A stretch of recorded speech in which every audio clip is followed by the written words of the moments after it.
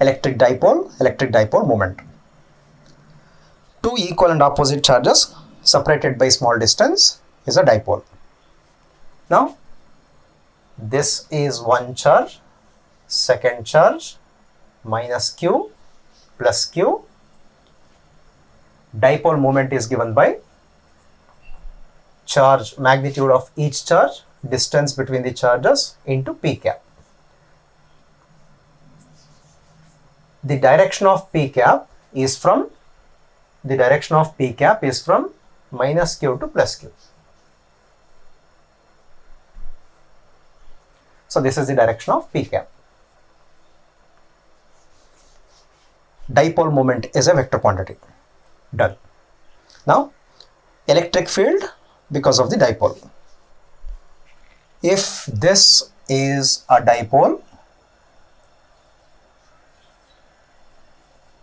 minus q plus q, center of the dipole, this is axis of the dipole, this is point P at a point on the axis. Electric field is given by constant 2p by r cube, isn't it? 2p by r cube. What is r? R is distance of the point from the center of the dipole. So this distance is r. Students, observe, electric field is inversely proportional to cube of the distance, and this equation is true only for a short dipole, for a tiny dipole. Tiny in the sense, compared to this distance should be very small, or this length should be very small. Don't forget that. Now, this is a dipole. Minus q plus q minus q. Electric field at a point on the equatorial plane. This is the equatorial plane. Why it is called equatorial plane? Because every point on this plane is equidistant from the charges. That's why it is called equatorial plane. And positive charge, because of positive, this is the electric field, E plus. Because of negative, this is the electric field, E minus. And resultant electric field, resultant of these two electric fields, this is E. Direction of dipole moment is from minus q to plus q. So this is p cap. See, direction of resultant electric field is opposite to the direction of dipole moment. That's why electric field at a point on the equatorial plane is constant minus p by r cube. Why there is minus sign? Because these two are in opposite directions. Here there is plus, because direction of dipole moment, that is this p cap, is in the direction of electric field, or electric field is in the direction of dipole moment. These two are in the same direction, that's why plus. These two are in opposite directions, therefore minus. In these two cases, E is inversely proportional to cube of the distance. Let this be at a point on the axis. A stands for axis. This is at a point on the equatorial plane. Observe these two. Now we can write electric field at a point on the axis, magnitude of electric field at a point on the axis is equal to 2 times the magnitude of electric field at a point on the equatorial plane. So 2 times this magnitude is this, that is this relation. So you have to observe small important concepts. They actually play a major role in understanding the concept. One extra concept: electric field due to a dipole at general point. Okay, at general point. This is a dipole. Minus q plus q, or plus q minus q. Minus q. Center of the dipole. This is point P. angle between dipole moment and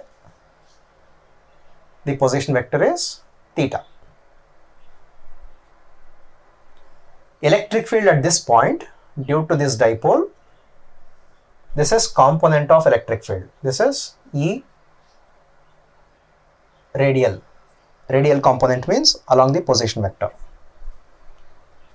Perpendicular to this, there is another component, transverse component. So resultant of these two gives electric field due to this dipole. So this is electric field E, and let this angle be phi. Okay, done. What's the expression for electric field at any point other than axis and equatorial plane? Electric field is given by constant P root of 3 cos square theta plus 1 by R cube. Since it is due to dipole, it should be R cube. This is the expression for electric field at any point. This gives magnitude. Now, how to find direction of this resultant electric field means phi denotes the direction with respect to this position vector. So phi tan phi equal to half of tan theta. Tan phi equal to half of tan theta. So this is the equation for direction. This is the equation for magnitude. Now, if this point P is on the axis, then this theta is 0. At a point on the axis, theta equal to 0. If you substitute 0 here, cos 0 is 1. 3 plus 1, 4. Under root, it is electric field at a point on the axis equal to constant 2p by r cube. Isn't it? 3 plus 1, 4, under root is 2. 2p by r cube.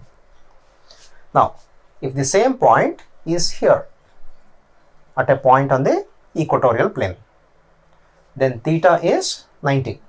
Theta equal to 90 degree. Cos 90 is 0, gone. This is 1. Constant p by r cube. Electric field at a point on the equatorial plane is constant p by r cube.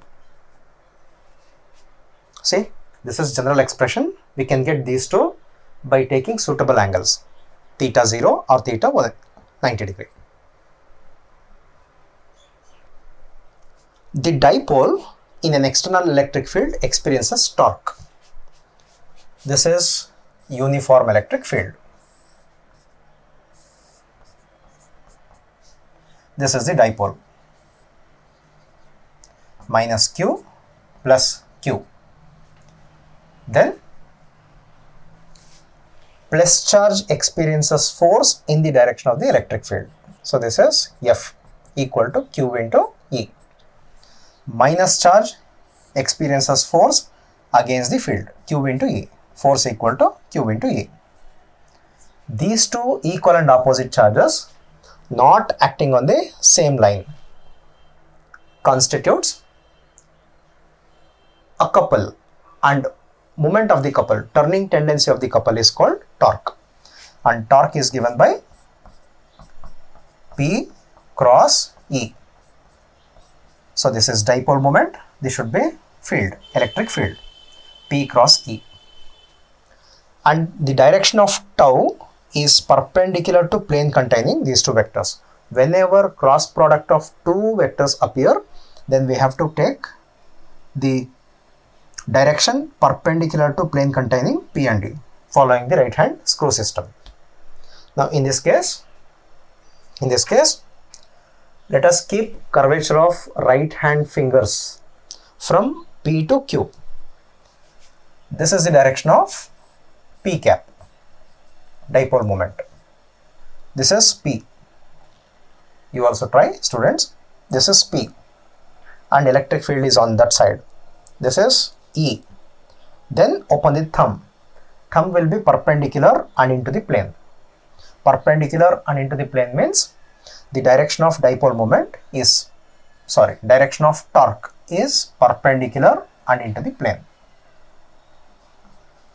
Into the plane means we have to show that by this vector, this symbol, into. Perpendicular and into, this perpendicular and out by dot, isn't it? Good. So tau equal to P cross E.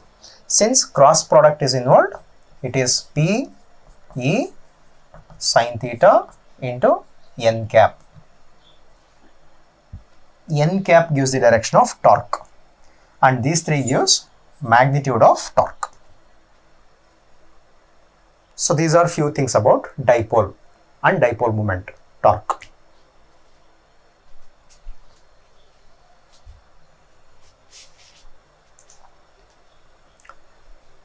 The dipole moment of a dipole in an uniform electric field E is P. Then torque equal to P cross E. What is wrong with this? There is dot product. No. What is wrong with this? What is wrong with this? It is plus. What we want is cross product. So this is the answer.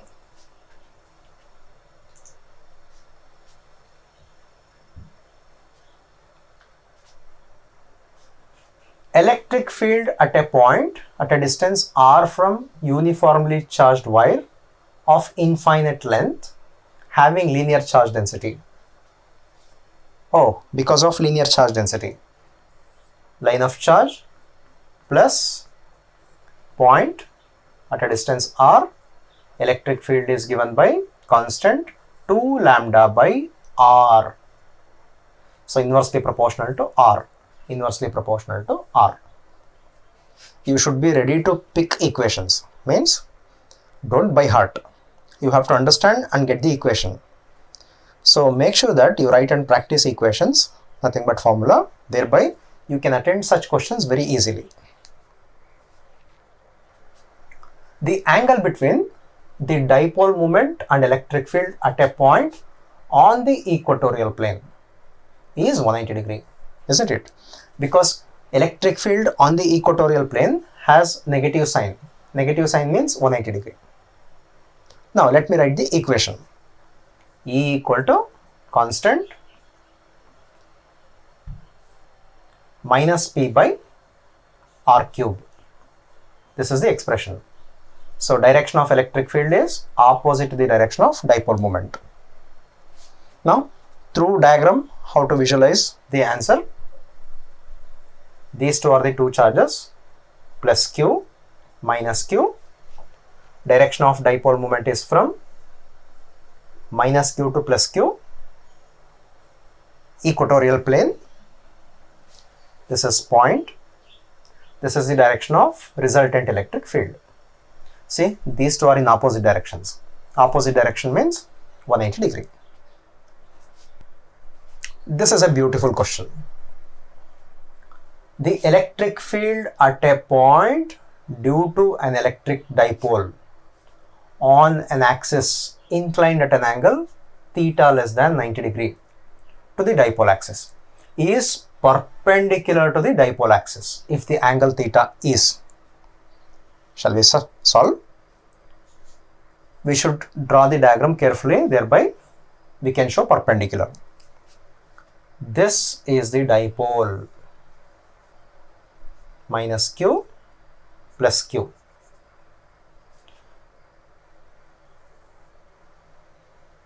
Position vector, distance between center of the dipole and the point. So here lies the position vector, r cap. Angle is theta. The resultant electric field should be perpendicular to the dipole axis. This is the dipole axis. Electric field should be perpendicular. This is the resultant electric field, E. If this is the resultant electric field, then this is the radial component E R, and this is the transverse component E T, transverse. Resultant of these two gives this electric field. and this angle is phi. From the general case, we know that it is phi. And tan phi equal to half of tan theta. This is the relation which gives direction of electric field with respect to position vector. Now, let me draw an axis perpendicular to the dipole axis. These two are parallel to each other. Let me draw this here. Or if this is phi, then this angle is phi. Corresponding angles. Observe, theta plus phi is 90 degree. Theta plus phi is 90 degree. So from the given condition, we can decide that this equal to 90. What we want is theta. What we want is theta. We don't want phi. Therefore, phi is 90 minus theta. Tan 90 minus theta equal to half of tan theta. Tan 90 minus theta is cot theta. So this gives cot. Cot theta equal to half of tan theta. Cot theta is 1 by tan. Tan into tan is tan square. This 2 goes to the other side. 2 equal to tan square theta. Now take square root, it becomes root 2. Send tan to that side, tan inverse equal to theta. So this is tan inverse of root 2, tan inverse of root 2. So this has appeared in one of the exams, and to solve this type of question, we need to have the knowledge of general case, not special case, general case. These are simple steps, okay. Try to avoid as many steps as possible and try to get the answer. Two parallel infinite line charges. These are linear charge densities placed with a separation distance r in free space. Neglect epsilon r, means take epsilon r equal to 1. The net electric field exactly midway between two line charge is, this is first line of charge, this is second line of charge, plus lambda minus lambda charge densities, means this is positively charged and this is negatively charged. Distance between these two is r. Exactly in between, this distance is r by 2. Because of positive charge, electric field is away. Electric field due to positive wire. Electric field due to negative wire is again towards, and this is E minus. What's the expression for electric field due to line of charge? Electric field equal to constant 2 lambda by distance r. But in this case, the distance is r by 2. Distance is r by 2. So constant 2 to 4, 4 lambda by r. This is electric field due to positive charge. Electric field due to positive charge, isn't it? Similarly, electric field due to negative charge is constant 4 lambda by r. Constant 4 lambda by r. Now, resultant electric field. These two are in the same direction. Therefore, we have to go to the sum of these two. So, constant is 1 by 4 pi epsilon naught. 4 lambda is 8 lambda by r. Let us simplify this. Observe, k is not k, it is expressed in terms of epsilon naught. Means take k as 1 by 4 pi epsilon naught. 4 1, 4 2. This is 2 lambda. 2 lambda is here. So this should be the answer. See, pi epsilon naught r. Pi epsilon naught r, 2 lambda. If you know equation equation for a linear charge distribution, then readily you can use that equation. If you have problem with remembering the equation, then certainly you can't think like this. So that is why, students, please write and practice equations. Again, we are not telling you to by heart, but be prepared with equations. Your preparation should be so that your preparation should be thorough and sincere, such that you should be readily able to pick equations. Last bit of this chapter, Gauss theorem, electric flux and Gauss theorem. Electric flux. Electric flux is denoted by phi equal to electric field dotted with area vector, and this is dot product of two vectors, therefore flux is a scalar quantity. SI unit of flux is Newton per Coulomb. This is meter square, Newton meter square per Coulomb. And using electric flux, Gauss theorem. Gauss theorem says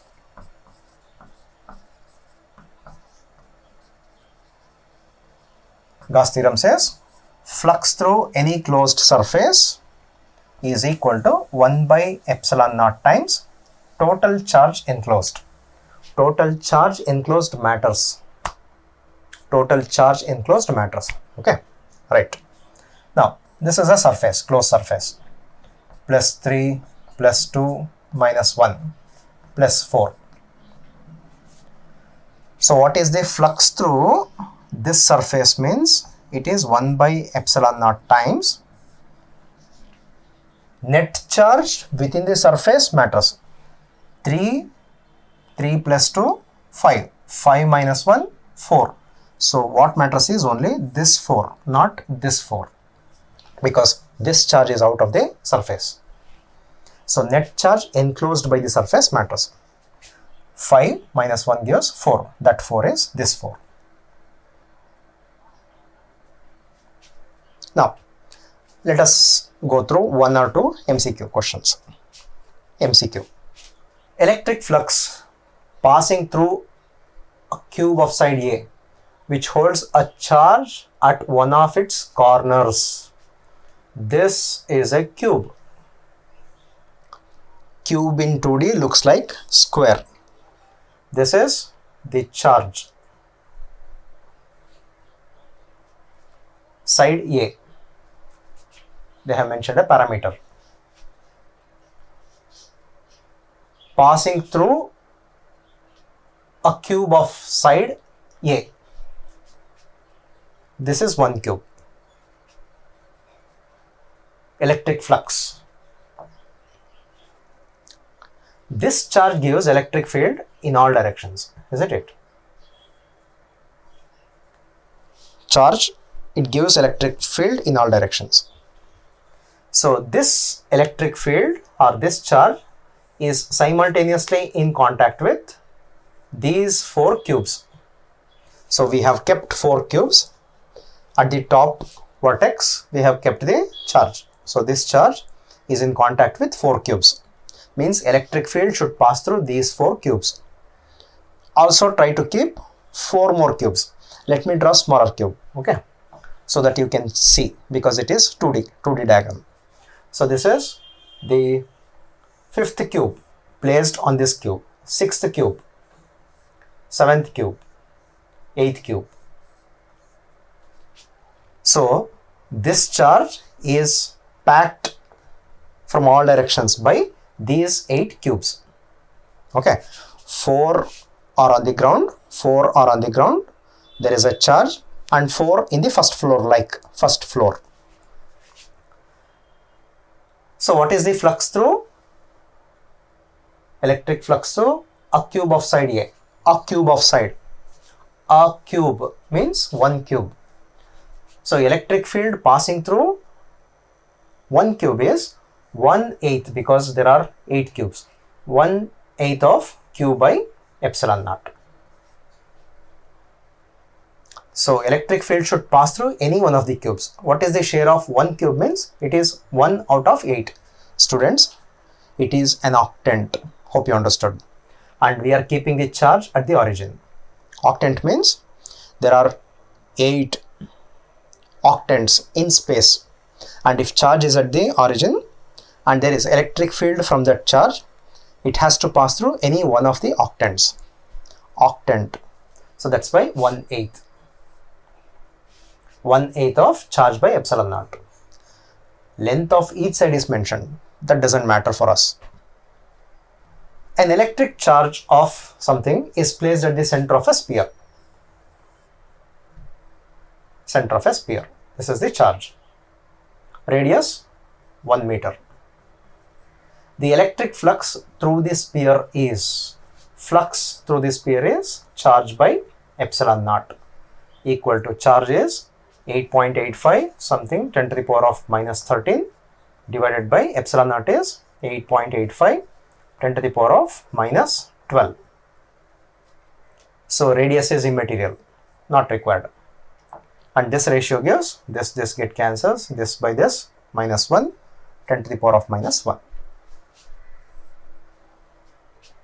So that's how we can use Gauss theorem in solving problems. I hope you understood the concepts or the synopsis of this chapter. Now let us go through each and every problem, and you have to understand the concept behind each and every problem. Good luck. This is about synopsis of first chapter. Let us go through different multiple choice questions. Most of the questions are taken from previous year exams. Concentrate on concepts, equations, simplification, and then shortcuts. Good luck.